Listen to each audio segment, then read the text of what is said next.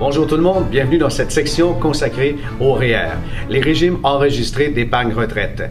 Est-ce toujours valable? Est-ce bon pour vous? Certainement. Il est certain que si vous payez de l'impôt, ne serait-ce qu'au moins 15% d'impôt, vous allez y trouver votre compte en investissant dans un REER. Parce que vous donnez dans un REER, évidemment, vous allez en sauver la contrepartie en impôt. Il vous appartiendra plutôt que d'appartenir au ministre des Finances.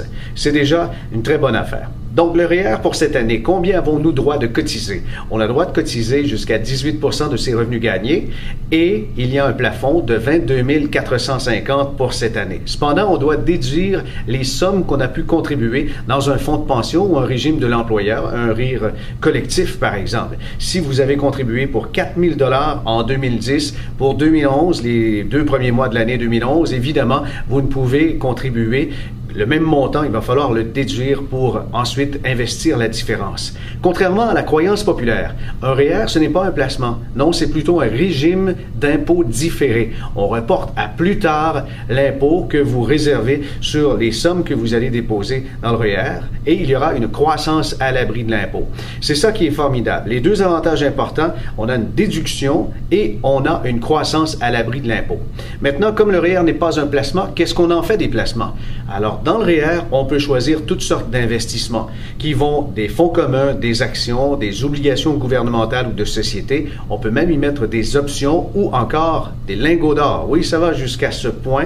Il faut s'informer auprès de sa firme de courtage, sa banque, sa société d'investissement ou encore la compagnie d'assurance avec laquelle vous faites affaire puisque toutes ces institutions peuvent vous procurer, peuvent vous offrir des REER.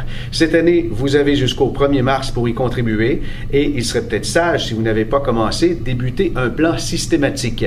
À temps par mois, c'est beaucoup plus facile de contribuer dans un REER de façon automatique que faire tout le rattrapage à la fin de l'année lorsqu'on a les tonnes de factures qui nous tombent dessus après les fêtes. Sur ce, bons investissements, je vous souhaite de bons investissements, ne vous précipitez pas et vous pouvez très bien investir votre REER en liquidité et laisser le temps un petit peu passer et surtout la pression à tête reposée, vous pourriez vous faire un plan financier pour avoir ni plus ni moins une belle structure comme plan pour les années à venir, que ce soit pour la retraite ou autre projet.